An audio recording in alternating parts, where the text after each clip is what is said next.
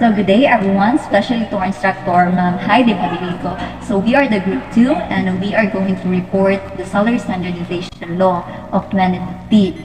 And we are going to explain the income received by the Philippine politician to know the salaries of the highest public officials from 2016 to 2019, explain the bonuses and incentives of public officials, explain the salary standardization law, and discuss the impact of SSL 2015 to the government public services. So without further ado, let's begin. So what is the salary standardization law of 2015? So the proposed salary standardization law of 2015, or SSL 2015, is a legislative measure to modify the compensation and position classification system of civilian government personnel and the base pay schedule of military and uniformed personnel. So the Salary Standardization Law of 2015 proposes a compensation adjustment strategy for 2016 to 2019 approved by President Benigno Aquino III.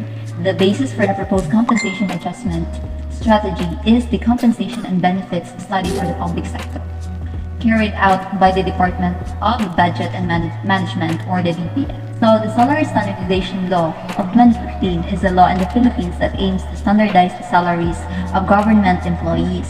So it was signed into law by former President Benigno Aquino III on January 8, 2016 and took effect on January 1, 2016. So the law provides for a 4-year implementation period with increases in salary rates for government personnel to be given in 4 tranches.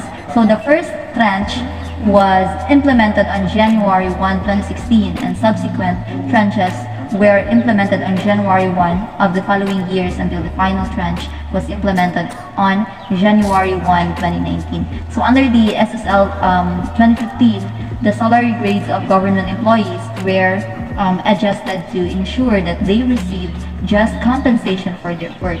It also seeks to promote good governance by enhancing the competitiveness of government salaries to attract and retain skilled and competent employees in the public service. So the law also provides for additional benefits such as the mid-year and year-end bonuses and a performance-based bonus system to incentivize productivity and performance among government employees. So overall, SSL 2015 aims to address the issue of salary disparity and promote fair compensation among government employees, which in turn is expected to improve the quality of public service delivery in the Philippines. So now, what is the impact of the SSL 2015 to the government public services? So, in line with the enactment of Republic Act 10653, which raised the tax exemption cap to 82,000, half of government employees are assured of higher take-home pay when SSL 2015 is implemented. 5 in every 10 they are the 600 their mid-year bonus, 1,000 for their full for employees in civilian positions, and these salary benefits 1 to tax 11, representing 52% of government personnel. So those under salary grades 12 to 16, which account for 31% or 364,489 authorized civilian positions, will get their mid-year bonus tax free. So the salaries of senior professionals and executives will be significantly increased in order to raise the market competitiveness of those in the middle and higher SGs or salary grades. So upon full implementation of the compensation adjustments, the pay of senior professionals and executives will be at 70% of the market. As mentioned earlier, so the study found that the government pay at the lower sub-professional levels matches or even exceed those of their private sector's counterparts. So higher salaries help attract and retain critical talent. More than a proposal for a salary increase, SSL 2015 is an advocacy to further improve government service. With competitive compensation, we intend to bolster the recruitment of agencies that need to fill up vacancies in senior technical and middle management positions. The Salary Standardization Law of 2015 had a significant impact on the government public services in the Philippines. First, it aimed to improve the compensation system of the government employees to attract and retain competent and skilled workers in the public sector. And second is the law increased the salaries of government employees across all levels, including teachers, nurses, and other professionals, So these increase in salary help boost morale and motivation among government workers, so leading to improved performance and productivity. So additionally, it helped reduce the incidence of corruption as employees were no longer forced to task or to seek additional income from illicit sources. However, the implementation of the law faced some challenges, including the budget constraints and the need to maintain equitable pay scales across different agencies.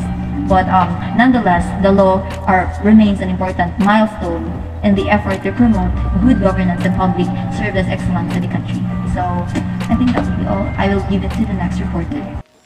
The Salary Standardization Law of the Philippines, or the SSL of 2015, applies to all both public and private government employees, including politicians in the Philippines. However, the income received by the Philippine politicians under the SSL of 2015 is different from that of regular government employees.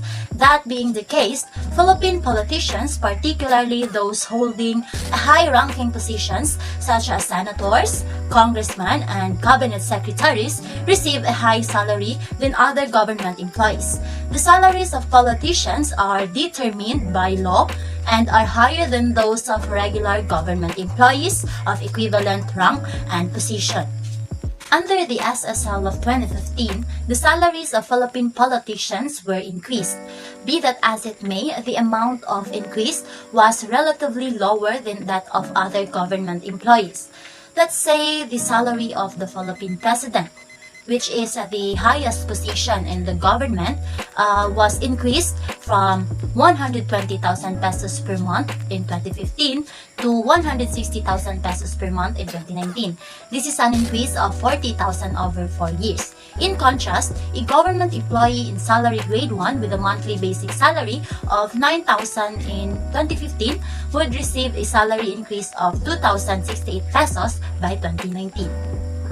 Overall, while Philippine politicians also received an increase in their salaries under the SSL of 2015, the amount of increase was lower compared to other government employees. It is also worth noting that politicians have other sources of income, such as allowances and other forms of compensation, which may not be available to regular government employees. The Salary Standardization Law of the Philippines, or the SSL of 2015, is a law in the Philippines that aims to standardize the compensation of government employees. It provides for an increase in the salaries of civil servants in the national government, including those in the military and police force, over a 4-year period from 2016 to 2019. That being the case, the law sets a fixed schedule of salary increases based on the employee's position and rank, with higher ranking official receiving larger increases. The increases are implemented in tranches, with the first tranche taking effect in 2016 and subsequent tranches implemented in the following years. The income received by government employees as a result of the SSL of 2015 depends on their position and rank. Generally, the law provides for an increase in the basic pay of government employees, which is then subject to other benefits such as allowances, their bonuses, and other forms of compensation. Let's say, under the law, a government employee in salary grade 1, which is the lowest salary grade, with a monthly basic salary of 9,000 pesos in 2015, would receive a salary increase of 2,068 pesos by 2019. A government employee in salary grade 33, which is the highest salary grade, with a monthly basic salary of 90,000 pesos in 2015, would receive a salary increases of 26,623 by 2019. Overall, the SSL of 2015 aims to provide government employees with fair and just compensation for their services and to attract and retain competent and motivated individuals in the public and private sector. So, public officials may receive bonuses and incentives based on their performance, retirement benefits, health and wellness benefits, educational and training opportunities, housing and transportation allowances, and other perks. So, these benefits are often based on the individual salary and years of service, and may include health insurance, gym memberships, wellness programs, and access to the medical care, educational and training opportunities, and housing and transformations allowances. So it is important to note that bonuses and incentives for public official can be a sensitive and controversial issue, because especially in cases where they are seen excessive or disproportionate and see the work performed. Many governments have strict rules and regulations around bonuses and incentives rather, and public officials are often subject to close and oversight to ensure that they are using public funds responsibly and ethnically.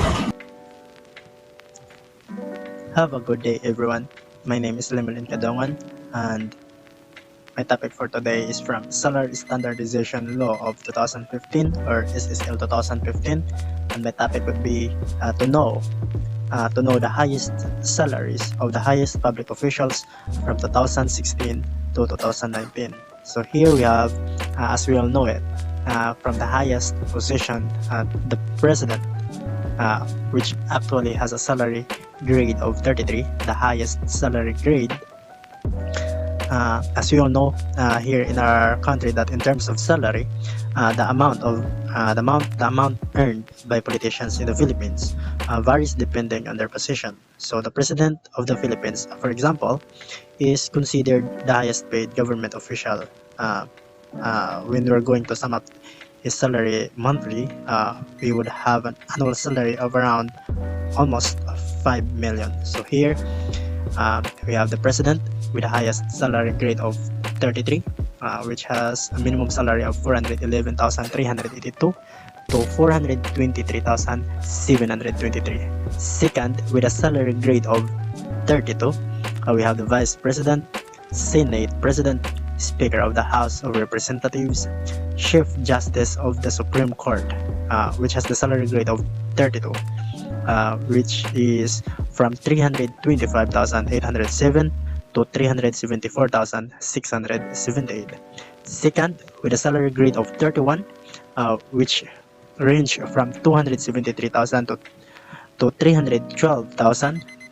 With a salary grade of 31 are the senator, congressman or representative, the Supreme Court Associate Justice, the Constitutional Commission Chairman, the Department Secretary, the Executive Secretary, the Solicitor General, and also one of the highest salary grade are the Constitutional Commission Commissioner and the Department Under Secretary, from 185,695 to 207,978. And that's all. Thank you everyone for listening.